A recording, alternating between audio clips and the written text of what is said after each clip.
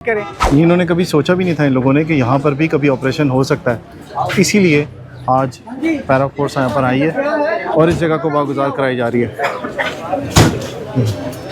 ये भी हटाने की कोशिश कर रहे थे लेकिन नहीं हटाया गया। 5,000 रुपये किराया लो, सरकार की ज़मीन पर इतने अरसा तुमने कब्जा किया रखा है, इसे 5,000 रुपये और जल्दी अंदर निकालो, जल्दी करो यहाँ से।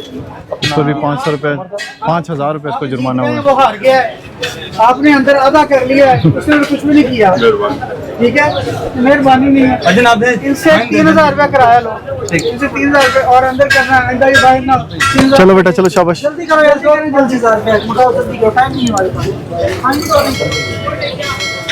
जल्दी करो भाई, तुम तो मालिक तो नहीं है इसके, पीछे हो जाओ, साइड पे हो जाओ, इसको अंदर करो, इसके वजह चीजें अंदर से जब्त करो।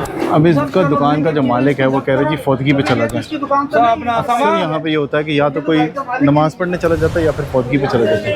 नहीं रहने दो, वो तो गया हुआ है, वो तो गया हुआ है, वो गया हुआ है, वो गया हुआ है, तुम बेफिक्र है बस।